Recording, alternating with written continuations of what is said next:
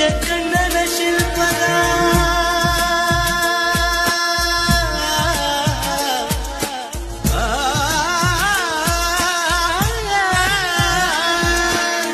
ಜಗಣ್ಣನ ಶಿಲ್ಪದ ಅಂದವನಿನ್ನಲಿ ತಂದಾನು ಚಿಂದವನಿನ್ನಲಿ ತಂದಾನು ಹಾಲು ಬೆಳದಿಂಗಳಿನ ಬಣ್ಣವ ತಂದಾನು